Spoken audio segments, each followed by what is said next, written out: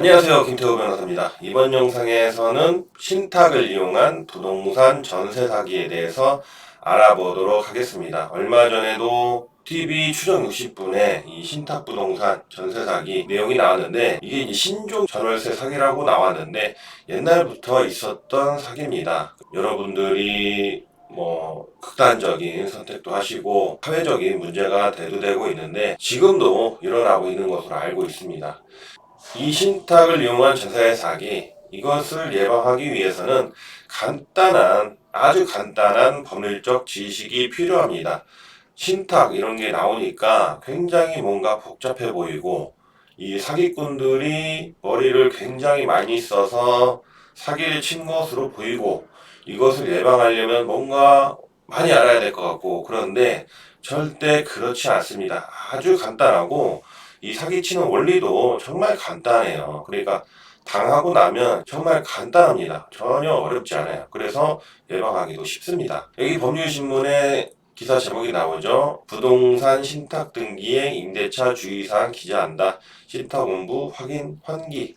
그동안 부동산 등기부에는 신탁이라는 내용만 나왔습니다.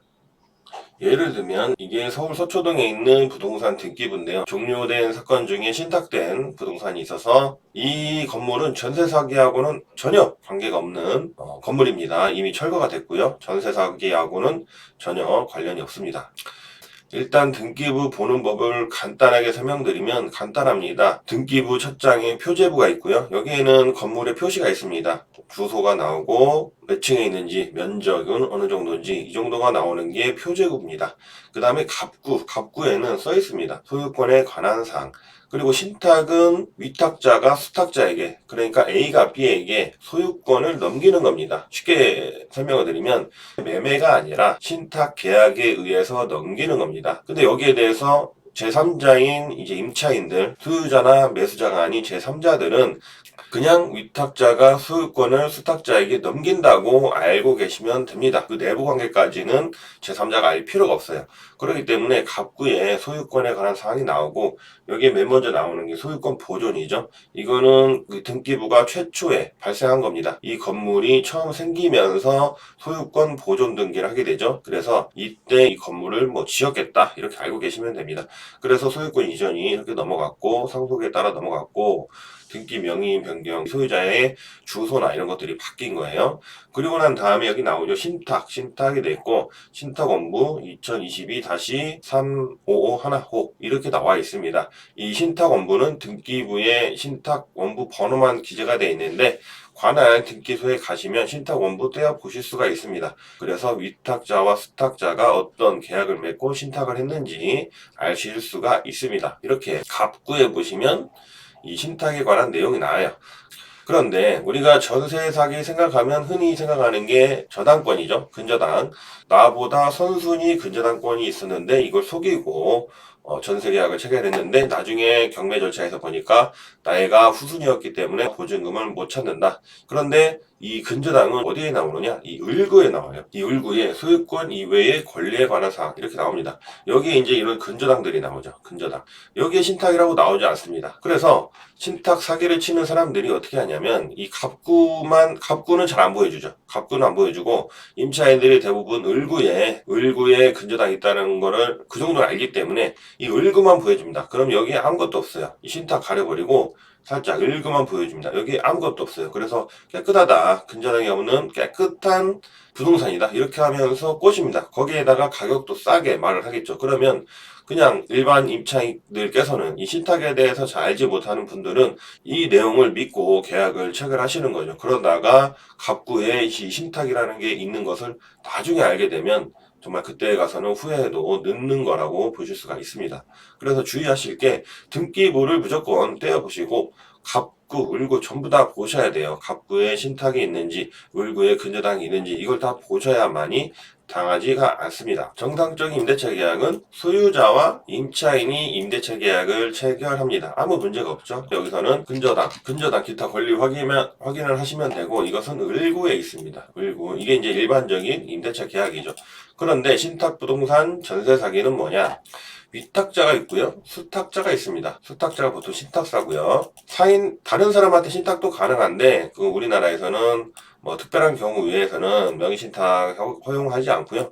신탁사에게만 가능하다고 생각하시면 됩니다. 그리고 임차인이 있습니다. 이제 그런데 위탁자가 임차인과 이제 접촉하기 전에 이 수탁자에게 돈을 빌립니다. 이 돈을 빌리면서 소유권을 이전해 주는 거예요. 위탁자가 수탁자에게 돈을 빌리면서 소유권 이전해 주는 것을 담보신탁이라고 합니다. 이거는 그냥 근저당이랑 똑같다고 생각하시면 됩니다. 근저당. 그런데 차이가 뭐냐? 근저당인데 갑구에 있다는 거예요. 갑구에 있기 때문에 아까도 말씀드렸지만 이 사기를 치는 사람들이 을구에 근저당권이 있다는 거는 임차인들이 알고 있기 때문에 깨끗한 을구만 보여주는 거예요. 을구만 보여주고 이것은 깨끗하다 이렇게 해서 이 임대차 계약을 체결하는 겁니다. 그렇게 되면은 이 임차인은 소유자가 아닌 수탁자가 소유자인데 소유자가 아닌 위탁자와 이 임대차 계약을 체결한 것이기 때문에 그 임대차 계약은 무효가 됩니다. 왜냐하면 소유자가 아닌 사람하고 부동산에 대한 임대차 계약을 체결하면 당연히 그 소유자인 신탁사에게 아무런 효력이 없겠죠.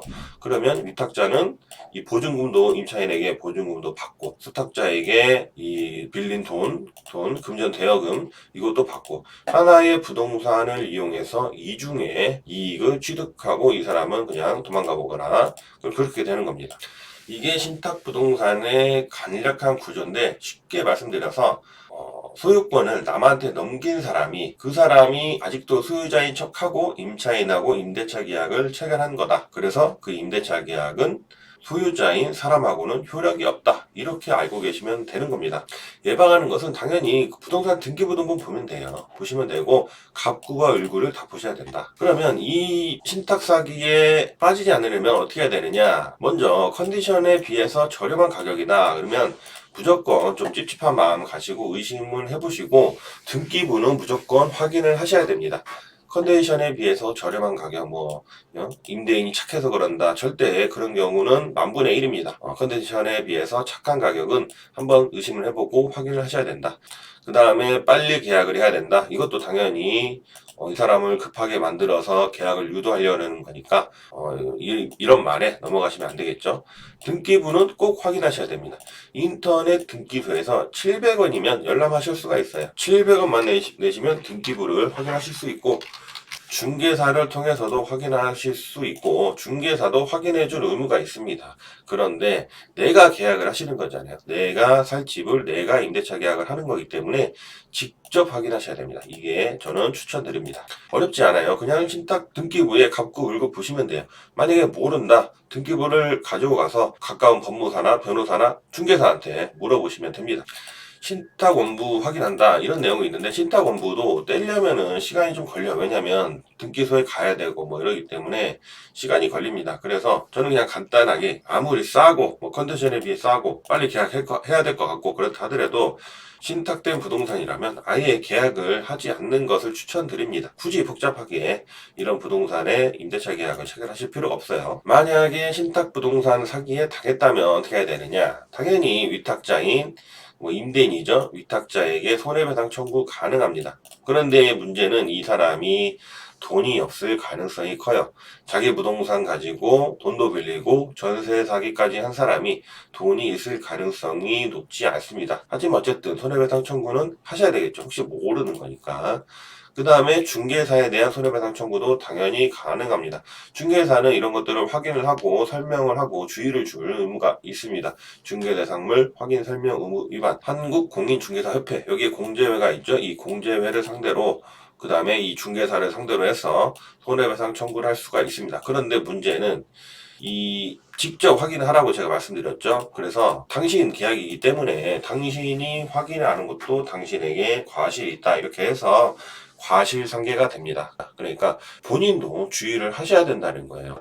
이 점을 명심하시고 신탁사기 이런 거 전혀 복잡한 게 아닙니다. 남의 부동산을 내가 전세계약을 체결할 때 그 임대인이라는 사람이 소유자인지 아니면 그냥 위탁자인지 아니면 사기꾼인지 이런 것들을 꼭 확인을 하셔야 됩니다. 감사합니다. 신탁사기 예방하는 거 어렵지 않습니다. 등기부만 확인을 하시면 되고요. 컨디션에 비해서 싸다, 뭐 빨리 해야 된다 이런 말 들려오면 최대한 주의해서 등기부를 확인하시기 바랍니다.